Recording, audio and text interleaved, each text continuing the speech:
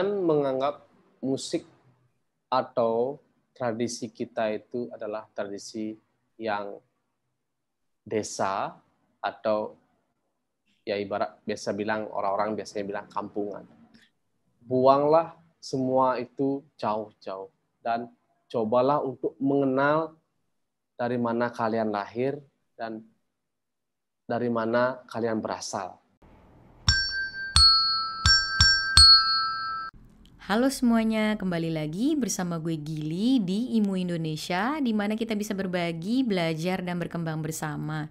Di episode kali ini, gue kedatangan tamu spesial, yaitu seorang seniman karawitan yang berasal dari Bali, yaitu Iwayan Gede Purnama Gita. Nah, di kesempatan kali ini, kita semua bisa belajar lebih banyak lagi tentang musik tradisional yang berasal dari Bali. Menurut beliau, masih banyak orang yang menganggap musik tradisional itu musik kampungan. Wah, padahal musik tradisional Indonesia itu kan yang melambangkan jati dirinya kita sebagai bangsa negara Indonesia. Nah, buat teman-teman yang masih belum begitu kenal dengan musik tradisional Bali, yuk kita kenalan, kita belajar sama-sama. Ya, 3, 2, 1. Selamat pagi, Pak Iwayan Gede Purnama Gita. Ini Siap. aku manggilnya Mas Pur aja kali ya, Mas. Siap, bisa siapa aja boleh. Aduh, makasih banget ya, Mas, udah mau jadi narsumnya IMU pagi-pagi bolong begini. Siap, nggak apa-apa. Kita sama-sama sharing, membagi sesuatu yang mungkin dibilang apa ya, tersembunyi ya. Jadi bisa digali daripada kita mencari keluar, lebih baik kita mencari di dalam negeri dulu kan. Betul, betul, betul. Mas Pur, mau nanya dong. Ya, Sejak umur berapa sih si Mas nih belajar instrumen gamelan Bali nih? oke. Jadi untuk teman-teman yang menonton, pertama-tama saya ucapkan terima kasih bagi udah mengundang saya ya sebagai narasumber hari ini. Sama-sama.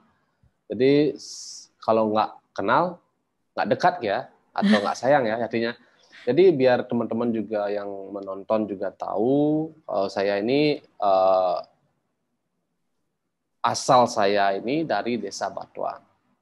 Nama lengkap saya Iwayan Gede Purnama Gita, ya bisa dipanggil Pur, atau siapa tahu nanti teman-teman ada ke Bali atau ingin sesuatu atau ingin belajar, nanti bisa kita sharing-sharing sesuatu tentang ilmu musik Bali ya, atau Balinese Gamelan. Nah, terus saya itu sudah lahir tahun 93, bulan April ya. Jadi saya itu lahir di Desa Batuan, di desa yang penuh dengan kesenian. Jadi orang-orang bilang ini desa seni gitu. Jadi bisa menemukan hal apa saja dari lukisan, patung, dari seni tari dan tabuh, semuanya ada di sini. Jadi jika menyangkut dengan sejarah, mulainya saya mulai dari umur bisa dibilang 5 tahun ya, Mbak. 5 tahun. Ya, Udah megang gamelan. bukan. Jadi Oh. sejarahnya begini. Saya itu dulunya itu ikut dengan kakek saya. Jadi saya kan lahir dari keluarga yang tak punya dulu. Jadi keluarga miskin lah gitu. Sebelum ibu dan bapak meraih kesuksesan seperti yang sekarang gitu. Dulu kita hanya tidur cuma satu gubuk aja. Habis itu karena kasihan saya masih bayi, terus umur 4 tahun itu saya kayak 4 tahun atau 5 tahunan atau berapa ya, pokoknya sekitar segitu dah saya dipindahin, diletakin di rumah kakek saya. Kali kakek dari ibu, bukan kakek dari bapak gitu. Jadi kakek dari ibu, saya di sana. Nah, dari kebetulan kakek dari ibu kan terkenal, namanya kakek Jimat ya, seniman maestro Bali. Jadi sudah keliling dunia lah pada tahun-tahun itu, sudah ke mancanegara, artinya sudah terkenal di dunia internasional gitu. Jadi saya di sana, besar di sana, kebetulan di sana kan seninya itu tari. tari dan kakek juga punya sanggar tabuh kan. Hmm. Tari tabuh itu sanggar gamelan. Nah, jadi saya itu belajar nari gitu. Saya itu belajar nari dulunya. Kecil dari umur 5 tahun sampai 10 tahun itu saya nari gitu. Diajak nari ke hotel, saya diajak nari-nari ke ya di semua tempat lah, di pura gitu. Waktu itu saya ingatnya cuma tahu tari dua aja, baris sama jauh aja, cuma dua aja saya tahu. Ada tari baris itu tari yang menceritakan tentang warrior atau kegagahan seorang pria. Gitu. Tarinya energik. Gitu. Saya kecil tuh masih nari-nari gitu. Nah akhirnya karena tahu nggak kalau berias itu kan isi isi hitam-hitam di mata itu yang di sini itu Eyeliner. eyeliner gitu. Saya tuh nggak suka pakai itu. Saya nggak suka pakai itu, sakit mata saya. Terus keluar air gitu. Akhirnya saya benci. Saya nggak mau nari, saya pikir gitu. Terus itu, nah, ini gamelan nih asik kayaknya. Nah dulu saya ikut juga main gamelan, main instrumen yang paling kecil gitu. Nah pendek cerita, ibu saya dapat di kedinasan jadi PNS, angkat dari PNS, terus bapak saya juga sudah terkenal juga di internasional dari lukisannya dia, habis itu pamer-pameran, habis itu dia menari juga, terus dia diambil juga sebagai aktor besar di Eropa. Disitulah mengangkat ekonomi keluarga saya. Jadi ya puji Tuhan lah semuanya jadi terbalik gitu, dari yang nggak punya jadi ya bilang punya juga enggak, artinya sederhana aja, kita bisa hidup dan bisa makan gitu. Nah akhirnya karena sudah istilahnya mapan lah di rumah, diambil lah saya lagi umuran 10 tahun. Nah kebetulan di lingkungan rumah ini, rumah kakek bapak ya berarti. Jadi paman saya itu dia fokus di gamelan. Nah, dari sana saya diajak main gamelan gitu. Dan sekitar umur 15 lah. Nah, dari situlah awal mula saya bermain gamelan di umur 15-an itu. Jadi kalau dibilang dari bergelut di dunia seni udah dari umur 5 tahun, 5 tahun, 6 tahun lah gitu. Udah bergelut itu, udah kebiasa, udah sering mendengar gamelan. Tapi terjun benar-benar ikutnya itu dari umur 15 ya atau 10 tahun ya. Itu kalau SMP umur berapa ya? 13. SMP 13 ya? 13. Ya. SMP 1 13. SMP 1 kan ya. Oh, udah dari SD saya. Udah dari SD saya ikut main gamelan. Udah ikut kompetisi lagi. Gitu. Nah, SMP nama saya kelihatan itu gara-gara saya ikut lomba Beleganyur. Pas itu ada satu lomba di Pesta Kesenian Bali, itu ajang yang sangat-sangat bergengsi pada tahun itu ya. Kalau nggak salah itu tahun 2005. Itu ajang yang sangat luar biasa itu. Saya mewakili SMP. Jadi saya ikut di SMP lain. Saya sekolah di SMP lain. Habis itu saya diundang ke SMP yang mewakili ini. Jadi di sana sebali ini lomba sebali sekabupaten, akhirnya lomba terus dapat juara satu umum. Nah dari sanalah nama saya kelihatan sebagai pemain salah satu instrumen yang dari situ udah saya kelihatan. Terus 2007 saya ikut lomba anak-anak Gongkobiar anak-anak lagi, dapat juara satu lagi. Habis itu merambat lagi karena saya sudah dewasa, ikut Gongkobiar dewasa gitu, terus akhirnya dikenal ya sampai tahun 2017 saya terakhir. Tahun 2017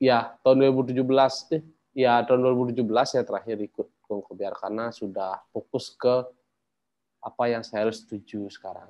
Karena itu kan oke lah, udah berapa kali saya ikut untuk kompetisi itu udah sekarang giliran anak muda sih. Ya itu aja sih untuk story ya. Jadi ini memang berangkat dari keluarga yang memang para seniman semua ya, dari kakek, ibu, ayah. Makanya akhirnya juga mutusin ngambil kuliah jurusan seni karawitan ya Pak ya? Oh itu lain lagi ceritanya. Lain lagi ceritanya Pak ya? Saya kan dari SMP, habis itu di sini ada kokar kan. Karawit Ah, Kokar itu dulunya kan sekolah seni yang besar.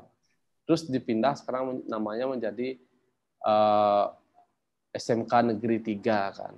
Jadi fokus ke dalam seni tradisi Bali. Nah, udah dari SMA seperti sekolah kejuruan gitu.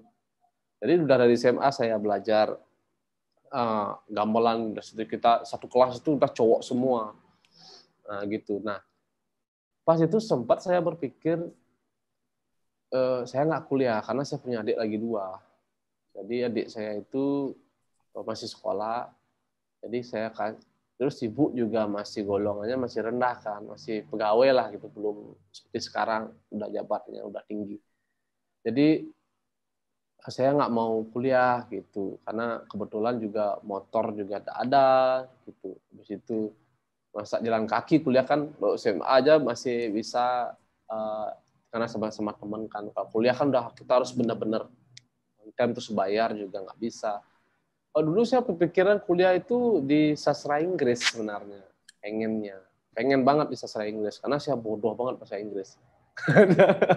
Jadi saya ingin tuh kayak gimana ya, beda gitu sastra Inggris, terus pengennya nyoba yang pokoknya lain dari kesenian lah, karena saya berpikir seni saya ini saya pakai hobi gitu, saya nggak mau pakai, tapi saya yang nggak mau akhirnya mutusin mutusin ke jurusan Karawitan gimana caranya tuh, Pak?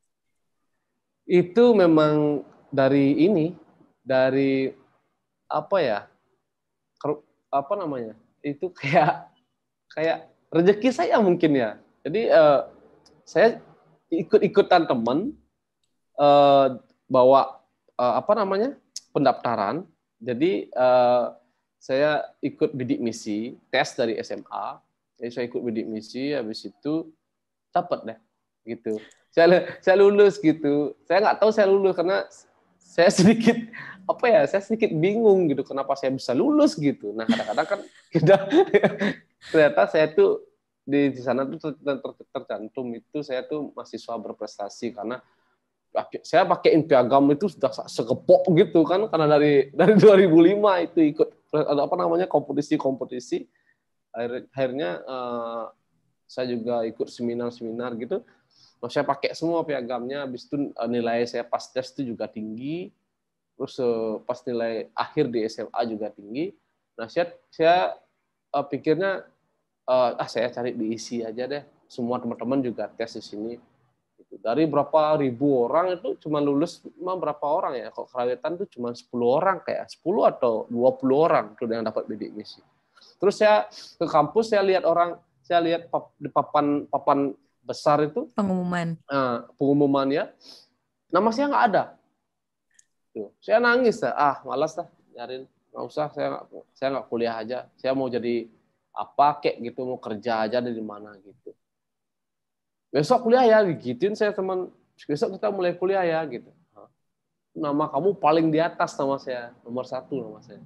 Oh. Oh, saya, wow, gitu, oh ya, senang sekali itu di situ. Wah, saya terima kasih sama pemerintah lah, Kemendikbud ya. Jadi udah memberikan saya bidik misi ya. Jadi saya kuliah itu digaji. Jadi saya kuliah itu harus, tapi itu bidik misi itu sangat luar biasa membantu dan kita harus mempertahankan IPK. Jadi gitu. Itu kisah Oke. saya kuliah di ISI jadinya. Emang harus ke sini kayaknya. Hmm. Nggak boleh kemana-mana. Jadi sebenarnya Pak, ini kalau ngambil kesenian Karawitan sebenarnya yang dipelajarin tuh apa ya? Nah, ini pertanyaannya bagus sekali. Jadi kalau kita di Karawitan itu ada dua. Jadi mau ngambil Karawitan seni murni atau skripsi, artinya maksudnya apa namanya itu? Kita dua jurusan ya. Jadi ada yang tulisan dan praktek gitu. Ah, Jadi intinya adalah mempelajari semua kesenian yang ada di Indonesia. Yang pertama, yang kedua mempelajari kesenian dunia dan fokusnya kesenian Bali. Ya, jadi itu. Mas Pur sendiri ngambilnya yang mana nih? Kalau saya ngambilnya seni murni, Ah. karena uh, tujuan akhir saya kan membuat suatu karya baru yang digali dari uh, apa namanya klasik. Jadi saya perbaharui lagi. Saya buat menjadi suatu instrumen yang apa namanya suatu karya yang baru itu. Ya, itu aja sih. Banyak sih sebenarnya kalau saya paparkan nanti panjang sekali jadinya. Nanti review aja dah untuk masalah untuk gini untuk apa pembelajaran di seni karawitan gitu. Tapi intinya sih itu ya, kita mempelajari seluruh musik dunia. Kita juga mempelajari not balok dan lain sebagainya, antropologi semuanya di sana. Tapi semester 5 atau 6 itu kita sudah menjurus ke yang namanya tujuan akhir kita apa gitu. Kita ingin membuat sesuatu yang baru. Kita harus membuat apa? Kita membuat buku tentang seni atau kita membuat karya tentang seni.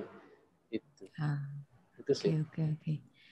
Nih, sebagai seorang seniman karawitan nih Pak, kalau di zaman sekarang gini ya, kan musik pop, musik-musik yang internasional lebih hits gitu ya. Mm-mm. Ini apa mengalami kesulitan nggak sih untuk ngenalin musik tradisional buat generasi-generasi yang lebih muda?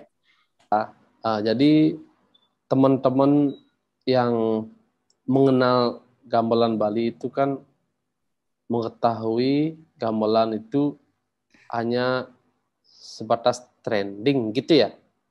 Ketika maksud saya, artinya yang tren di Bali itu seperti gamelan gong kebiar, gamelan pokoknya yang sudah di abad-abad baru lah, abad-abad yang baru gitu. Sedangkan yang jadi daya tarik di Bali itu lebih ke gamelan tuanya. Nah, gamelan tuanya itu mempunyai esensi yang sangat luar biasa dan mempunyai ilmu-ilmu dan filosofi yang sangat tinggi. Nah, jadi perlu juga saya bahas sedikit tentang apa namanya gamelan. Jadi jika berkunjung ke Bali itu coba lebih mengenal klasiknya. Jadi siapa tahu teman-teman di sini yang nonton nanti ingin berkunjung atau ingin mengetahui lagi uh, tentang sebenarnya apa sih yang dari keunikannya di Bali gitu. Jadi bisa dicari itu dari keunikan klasiknya. Seperti yang saya bilang, kita kan di Bali itu dibagi jadi 3 kan. Gamelan itu ada uh, apa namanya golongan tua, golongan madya, dan golongan baru. Nah, golongan baru ini kan seperti Gongko Biar yang sering-sering mungkin Mbak Gil juga menonton juga pertunjukan di mana-mana gitu kan, di hotel atau pertunjukan di mall atau di mana lah untuk pariwisata atau keca. Nah, kalau golongan tua itu ada yang disebut seperti selonding, saron, gambang, itu tidak pakai barungan yang besar. Paling banyak atau 10 orang. Itu gamelannya seperti gamelan Jawa, cuman dia hampir mirip gamelan Jawa gitu. Terus ada juga yang beda, tapi teknik permainannya sama. Terus ada yang sama instrumennya, tapi teknik permainannya yang berbeda. Nah, ada beberapa hal yang unik di sana. Nah, harus ada golongan baru itu masuklah seperti ini, Pendер wayang, ya. Ini cuma 2 kapal aja ini, cuma 2 pemain gitu. Terus masuk golongan baru itu lebih ke gong kebiar seperti saya bilang. Nah, untuk golongan tuanya itu kita eh, ada bisa menemukan banyak menemukannya karena itu sangat berkaitan dengan wali. Wali itu seperti upacara ya, upacara yang di Bali. Nah, ada satu instrumen yang sangat primitif ya. Nah, ini namanya genggong ya. Bisa kelihatan nggak sih? Oh, Ya, ya, ini ya. genggong namanya. Inilah ujian saya diisi karena pas saya 2015 itu sedikit anak muda yang memainkan instrumen ini. Nah, kalau penasaran cek aja videonya di Sunari Wakya di YouTube ya. Cari Sunari Wakya Purnama atau Sunari Wakya aja, cari dah. Nanti ketemu dah karya saya. Nah, di situ karya saya udah inovasi itu. Jadi dulunya ini genggong ini cuman sama suling dan sama beberapa instrumen lainnya. Nah, saya akan memperagakan sedikit nadanya dia seperti ini.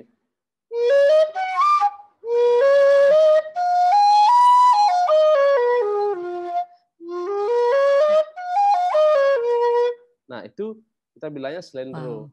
Ya, itu sulingnya. Nah, terus ini genggong juga sama nadanya.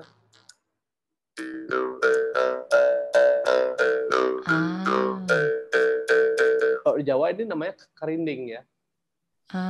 Ya, ini ya? Bukan. Ya, ini bukan bambu ya. Ini pelapa dibuat nau, dari apa sih Pak itu? Pelapa nau. Tahu kan pohon nau? Ya. Oke. Ya, ini dipotong gitu. Habis itu kalau zaman dulu buat itu pakai cutter ya. Kalau sekarang udah pakai laser ya. Jadi ya suaranya seperti ini. Nah, minimnya anak muda mempelajari hal ini, jadi saya mempunyai ide untuk mengangkat ini pada ujian saya. Nah, tapi karena nadanya dia sederhana, cuma 5 nada, jadi seperti yang pertanyaannya tadi itu, saya membuat nadanya menjadi diatonis. Jadi saya menggunakan suling ini, jadi nada aslinya kan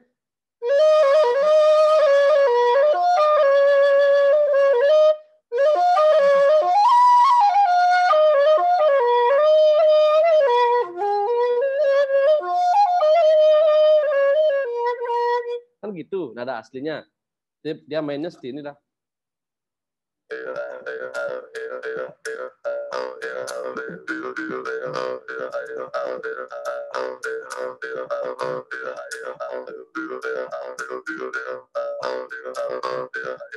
Nah, dia mainnya seperti itu kan. Jadi dia ada interlockingnya, ada polos dan salsenya. Ini kan saya main polos, nanti ada yang main lagi satu, dia nanti buat jalinan seperti ini.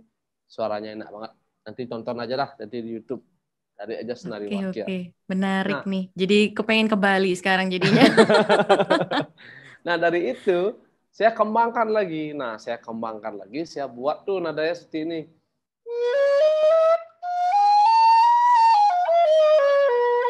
Nah, jadi dia masuk jadi ke diatonis ya. Iya, jadi udah meramah ke seperti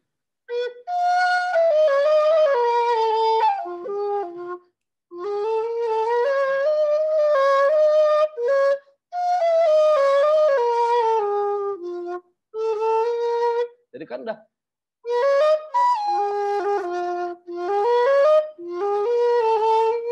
jadi dia udah masuk ke diatonis jadinya mainnya. Nah, dari situ saya kembangkan lagi. Jadi saya berinovasi dalam perkembangan zaman dan gamelan itu juga fleksibel ya.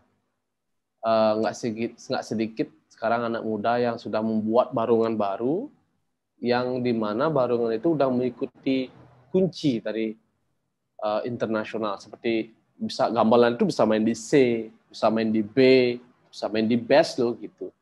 Terus ada suling yang bisa main di mana-mana aja. Nah, seperti teman-teman saya yang sudah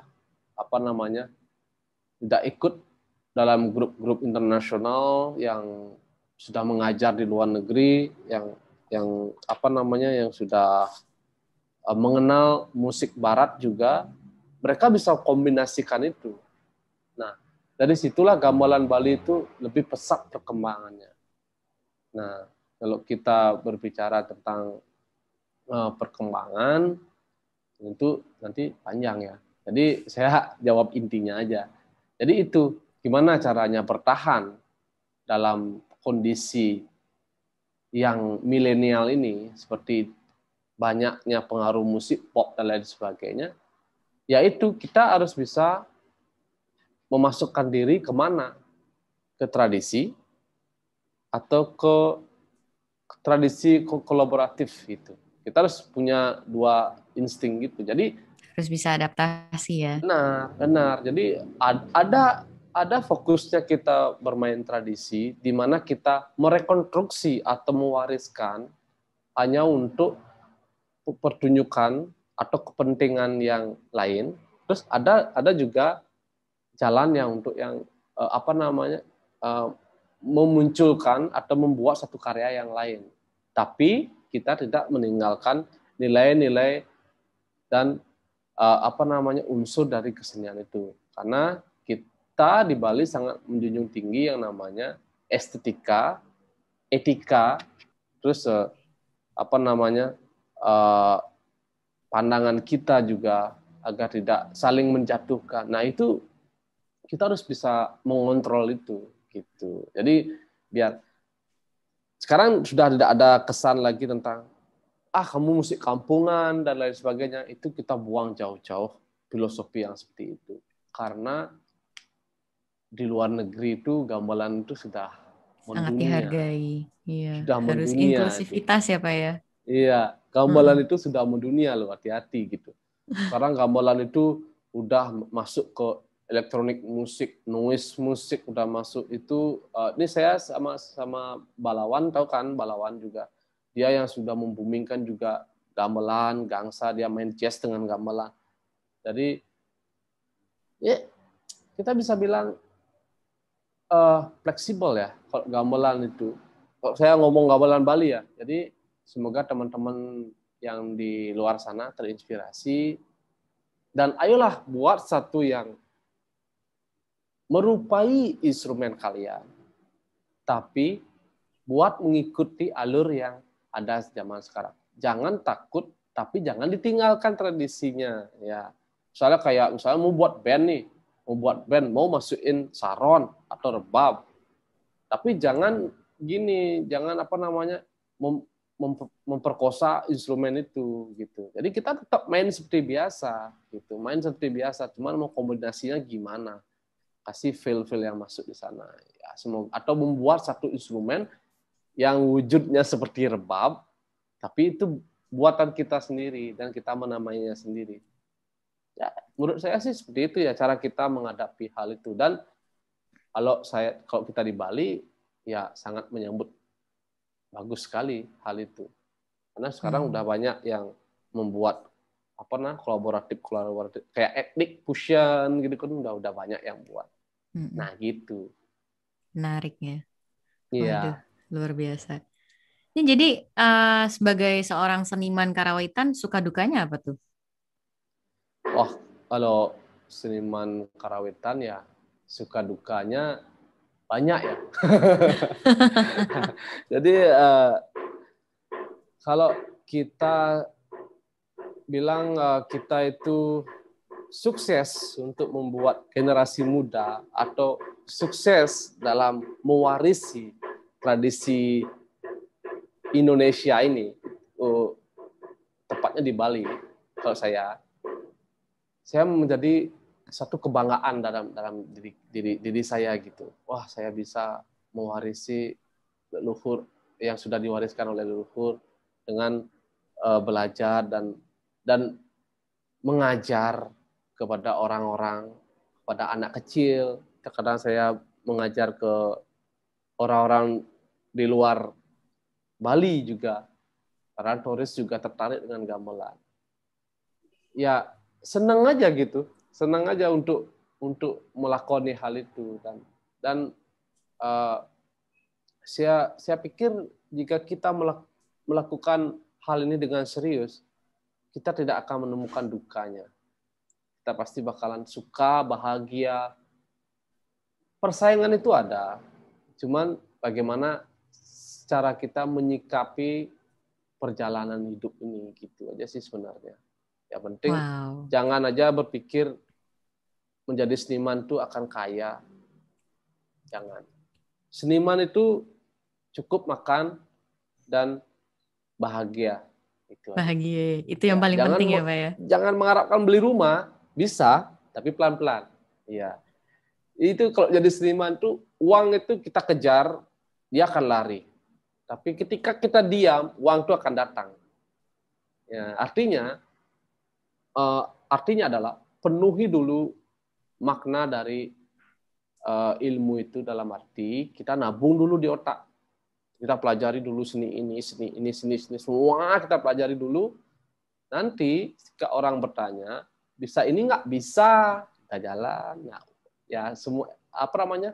Energi positif pun akan datang dan ekonomi pun akan datang dan naik. Ya itu menurut saya dan itu pengalaman saya. Jadi saya lakoni dengan serius.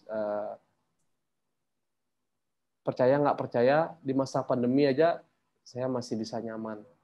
Ya, Luar sedangkan biasa. ya seperti itu. Jadi kita bersyukur aja, tetap berdoa. Tuhan hanya satu, di mana-mana Tuhan sama. Ya itu kepercayaan ya. Pokoknya kita berjuang aja, jangan pernah menyakiti orang dan tetap bersyukur dengan hidup ini pasti ada jalan. Itu aja. Setuju, setuju. Oke, nih Mas Pur sebagai seorang edukator musik juga nih, kan di pandemi gini juga ngajar online kan, daring gitu ya.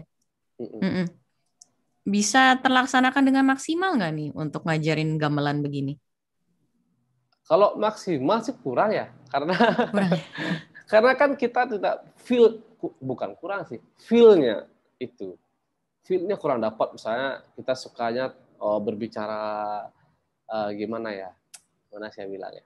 Pokoknya intinya saya tidak dapat berkomunikasi, membagi energi itu Nah, aja. Tapi efektif sih iya.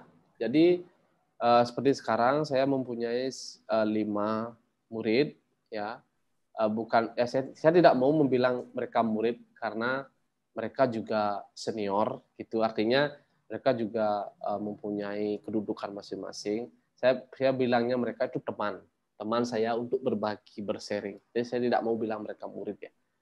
Jadi teman-teman saya itu banyak ada di Jakarta juga yang belajar gender, terus dari Czech Republic ada, dari wow. Amerika ada, dari Berlin, sama dari Chili ya. Itu ya kebanyakan orang luar sih, karena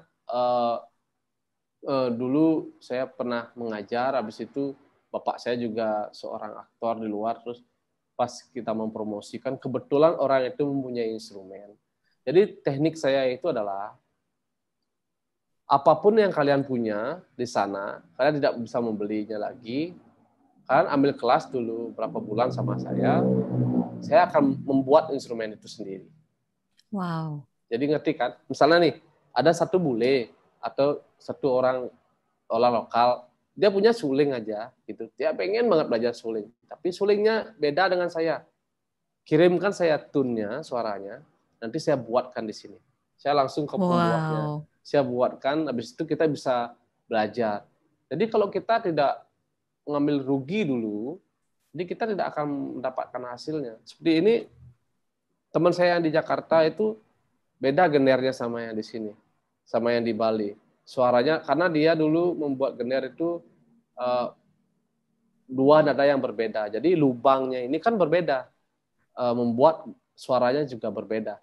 Nah akhirnya demi menghormati dia, saya buatkan dua gender. Luar Gitu. biasa. Ya tapi ini memang akan berguna lagi untuk anak-anak belajar gitu. Jadi setiap murid ataupun nanti teman-teman yang menonton punya instrumen ataupun ingin tahu bisa belajar dengan saya lewat apa namanya kita daring juga nggak apa-apa, ataupun punya instrumen saya bisa bantu. Jadi begitulah caranya kita untuk bertahan di masa pandemi, dan online pun sangat membantu. Kadang-kadang saya mengajar jam 1 subuh, jam 1 Oh. pagi. Kan di sana kan jam berapa Oh gitu iya kan? beda waktu Beda ya. jam. Ya, Oke, oke, oke. tapi kita harus bisa nyiapin waktu dan profesional. Mengajar jangan jangan laptop gitu. Jadi ada harga, ada kualitas kan. Jadi ya kita harus benar-benar apa namanya profesional, wifi nggak macet-macetan, terus mic-nya juga harus benar, pakai sound card, pakai kamera gitu. Harus kameranya dari atas juga, dari depan juga. Ya saya harus pikirin itu. Ya saya bilang tadi estetikanya, etikanya itu juga harus kita benar-benar kita pelajari bagus. Tapi nggak, kalau sama saya happy lah, nggak tegang-tegang banget ya. jadi santai lah, mau gimana, mau ngobrol gimana, bebas. Yang penting tersampaikan ilmunya, itu yang saya harapkan.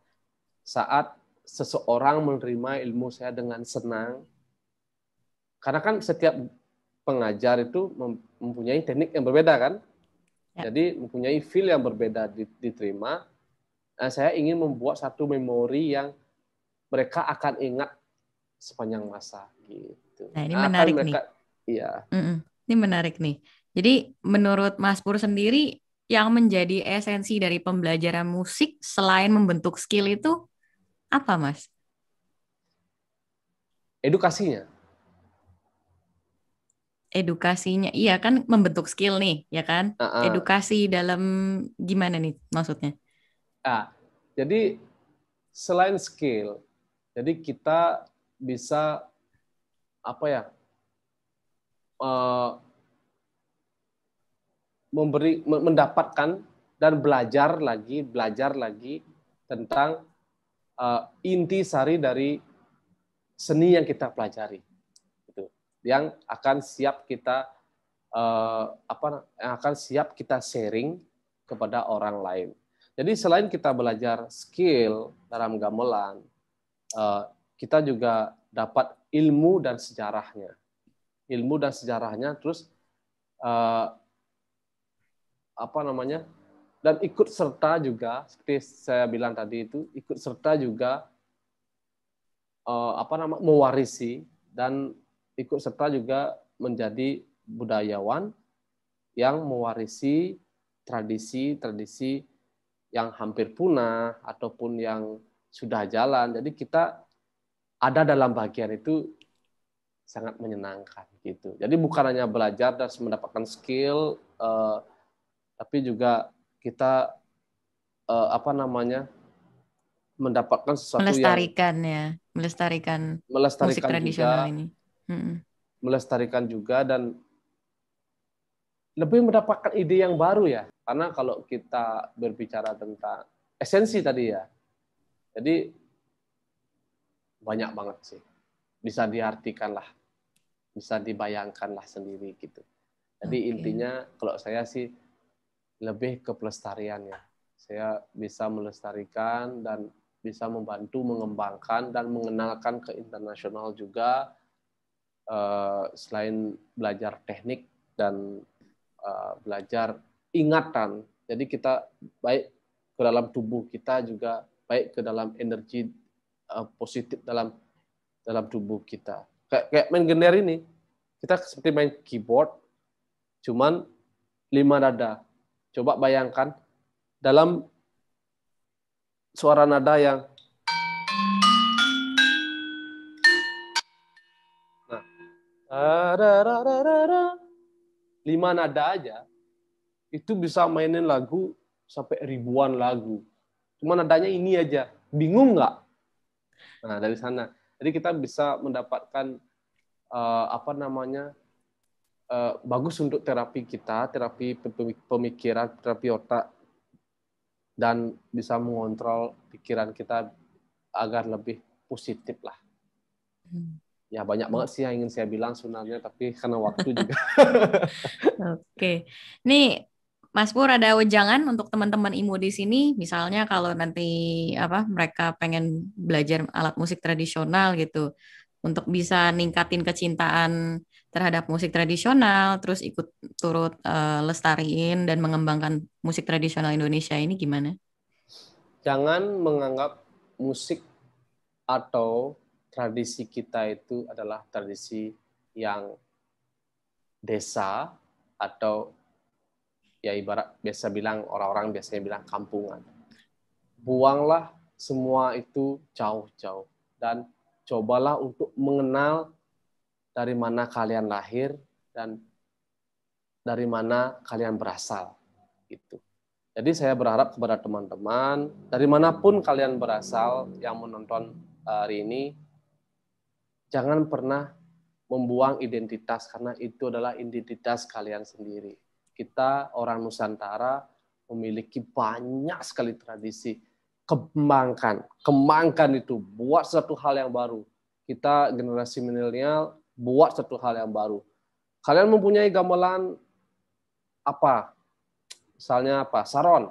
Saron nadanya seperti itu. Buat seperti nada yang sekarang-sekarang. Buat kayak mungkin bisa buat seperti keyboard dan lain sebagainya. Itu tidak menyalahaturin. Karena kita menginovasi atau kita berkolaborasi. Ya. Jadi untuk mengenalkan lebih jauh lagi ke ranah internasional. Jadi walaupun kalian sudah punya gamelan dan kalian oke, maaf dulu, maksud saya sedikit fanatik dengan tradisi, nggak apa-apa. Buat kolaborasi, buat si instrumen gitar, apapun itu, mengikuti si instrumen ini. Paksa dia, dan pasti akan menimbulkan suatu aroma atau ciri khas yang baru untuk musik kalian. Jadi saya ingin berbagi sedikit, bukan sedikit ya, banyak aja dah. Banyak. Banyak pokoknya saya ingin berbagi. Kalau ada waktu saya ingin berbagi semuanya. Intinya jangan pernah lupakan di mana kalian lahir dan apa yang menjadi tradisi dalam diri kalian.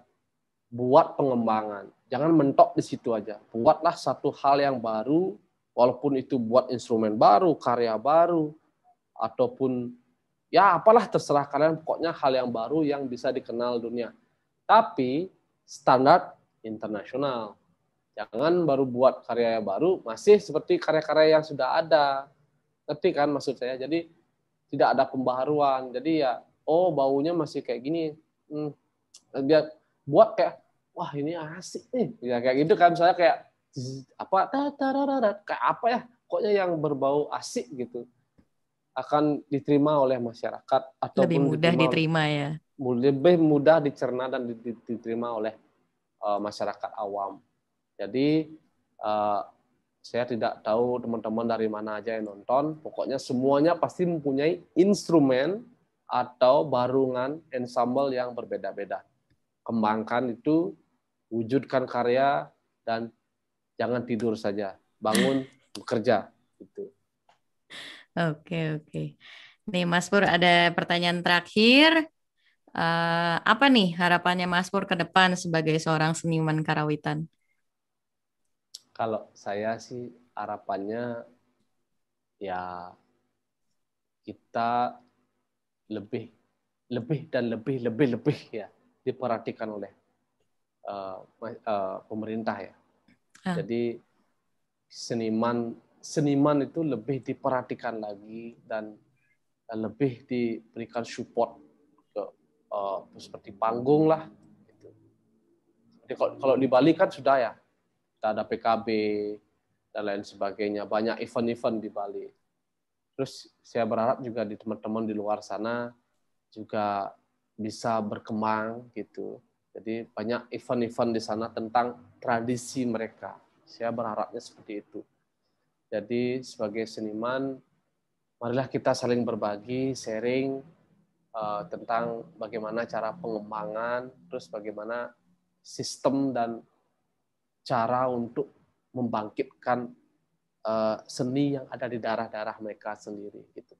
Berikan wadah, buatkan mereka suatu performance ataupun saya bisa bilang jual atau enggak, perkenalkanlah gitu. Maksudnya buatkan suatu hal yang wah, seperti satu panggung orkestra misalnya yang dipenuhi dengan penonton yang benar-benar disiplin gitu. Seperti orang luar kan, seperti pertunjukan luar. Ya harapan saya seperti itu, akan ada satu pertunjukan yang dihormati di Indonesia ini. Nggak semua sih sudah dihormati. Maksud saya adalah kita mempunyai kedudukan yang sama dengan musik barat. Itu harapan saya. Tidak begini aja terus begini aja jalannya gitu.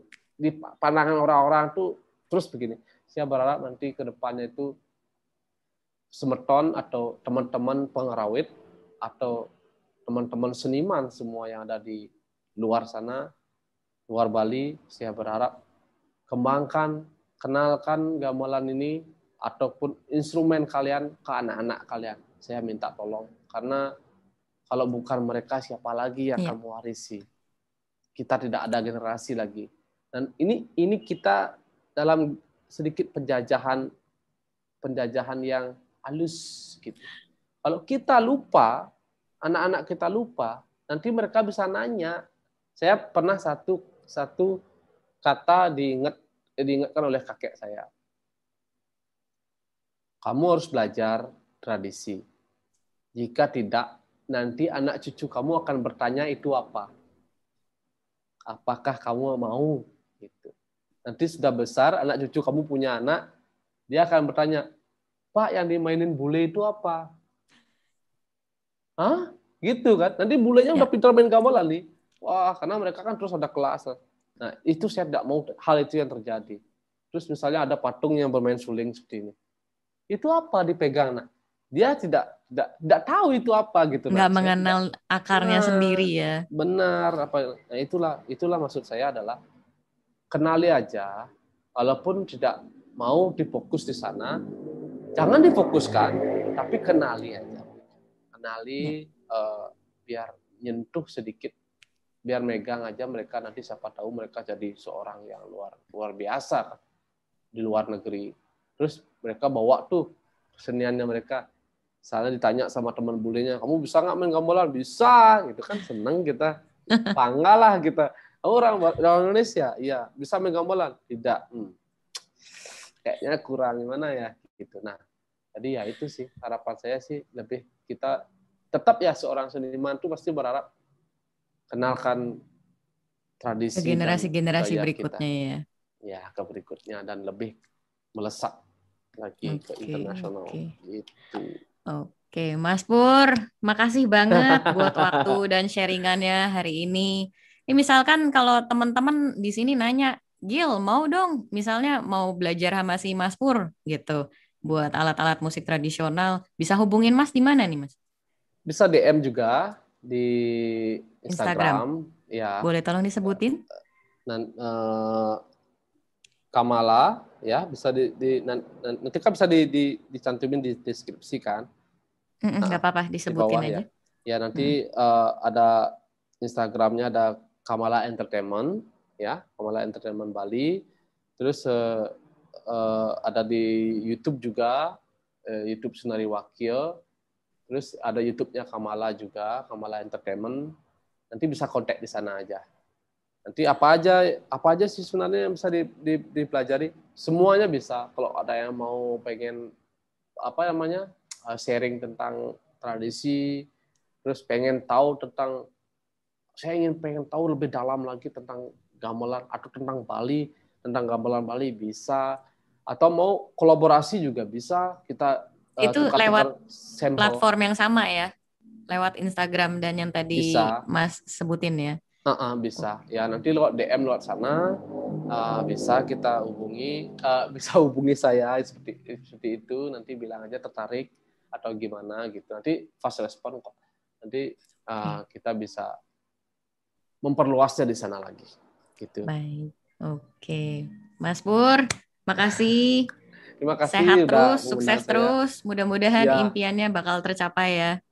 Siap ya, harus semangat ya. Terima kasih untuk teman-teman IMU Indonesia yang telah menonton podcast kali ini. Jangan lupa tekan tombol like dan subscribe. Apabila merasakan manfaatnya, silahkan di-share. Dan jika teman-teman ingin mengikuti perkembangan IMU Indonesia, silahkan follow kami di Instagram @imu_Indonesia. Bisa juga di Facebook page kita, Intelligence and Music. Sampai jumpa kembali di episode berikutnya.